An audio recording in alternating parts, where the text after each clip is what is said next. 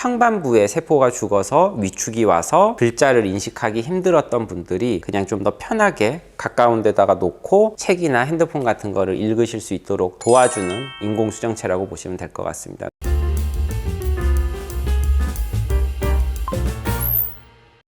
황반변성에서 사용이 되는 인공수정체에 대해서 좀 설명을 드리려고 합니다. 이 인공수정체는 보통 백내장 수술을 할 때 많이 얘기를 들어보셨을 거예요. 근데 백내장 수술을 할 때 쓰이는 그런 인공수정체가 아니고 황반변성이 있으신 분들에 한해서 쓸 수 있는 인공수정체라고 보시면 됩니다. 일반적인 백내장 수술을 할 때 집어넣는 인공수정체와 비슷하게 눈 안에다가 집어넣는 인공렌즈라고 보시면 될 것 같아요. 기본적으로 황반변성이 있으셔서 시력의 중심부가 안 보이는 분들이 있거든요. 카메라로 치면 필름의 중심부가 이제 나가버린 거죠. 세포들이. 사진을 찍어도 이제 중심부가 안 나오게 되는 것처럼 망막의 중심부가 그렇게 세포들이 죽어버리게 되면 보고 있다고 하더라도 내가 중심에서 보고 싶은 부분이 이제 정확히 안 보이게 되는 거죠. 주변부 시야는 뭔가 느껴지지만 가운데 부분이 안 보이는 단점이 있습니다. 그런 환자분들이 글을 읽는다든지 책을 보신다든지 할 때 조금 도움이 될 수 있는 방법들이 여러 가지가 있는데 저시력 기구라는 것들이 있거든요. 가장 쉽게 생각하시는 저시력 기구는 돋보기라고 생각을 하시면 돼요. 연세 드신 분들이 쓰는 돋보기를 쓰게 되면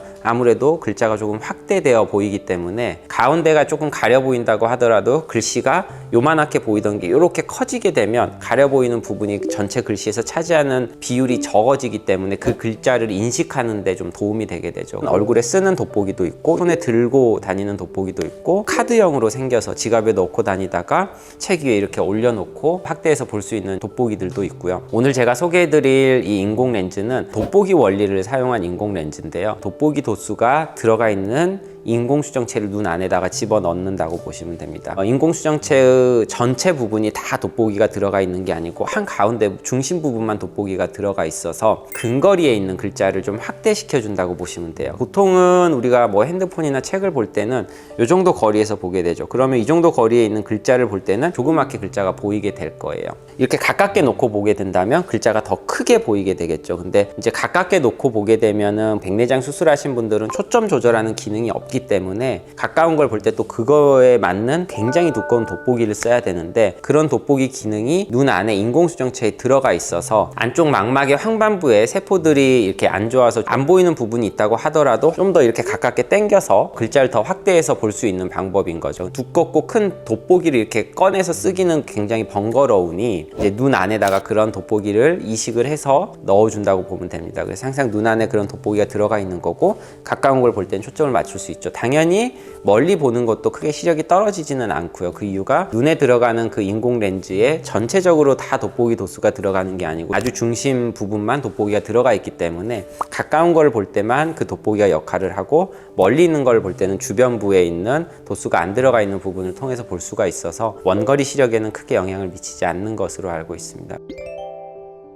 과거에 이제 황반변성 뿐만이 아니고 이제 유전성 질환 때문에 황반의 세포들이 죽는 경우도 있고 중심성 장애성 맥락 망막병증이라고 하는 또 그런 병들 때문에 황반부 세포들이 죽는 분들도 있고요. 그런 여러 가지 원인들 때문에 황반부에 세포가 죽어서 위축이 와서 글자를 인식하기 힘들었던 분들이 그냥 좀 더 편하게 가까운 데다가 놓고 책이나 핸드폰 같은 거를 읽으실 수 있도록 도와주는 인공수정체라고 보시면 될 것 같습니다. 아직 이제 우리나라에는 출시가 된 지 그렇게 오래되지는 않았고 실제 사용된 사례도 그렇게 많지가 않고 또 보험 적용도 되지 않기 때문에 고가의 수술이기 때문에 많은 환자분들한테 실제 적용이 되지는 않았고 이런 렌즈가 있다는 거에 대해서 환자분들도 아직은 많이들 모르시고 의사분들도 사실은 많이 알지 못해서 권유를 드리는 경우들도 별로 없기는 하죠. 글자 안 보이는 사람들한테 다 렌즈 넣어보고 이게 되냐 안 되냐를 테스트하는 게 아니고 수술 전에 이 렌즈에 효과가 있을지 없을지는 사전에 수술을 받지 않고 간단한 테스트를 통해서 시력 검사를 해보고 그 테스트 상에서 만약에 시력이 향상이 되는 게 느껴진다면 이 렌즈를 사용을 했을 때는 효과가 좋은 것으로 알려져 있어서 수술을 고민을 하시는 분들도 이걸 막상 받아봐야지만 내가 효과를 볼 수 있나 라고 생각하지 마시고 황반변성이 있으실 때 글자가 안 보인다 그래서 포기하고 이렇게 지내지 마시고 오셔서 우선 간단한 테스트를 진행을 해보시고 만약에 그 테스트에서 효과가 있다라고 한다면 수술을 그 다음에 결정을 하셔도 되니까 한 번쯤은 내원하셔서 검사를 받아보시는 것을 추천을 드리겠습니다.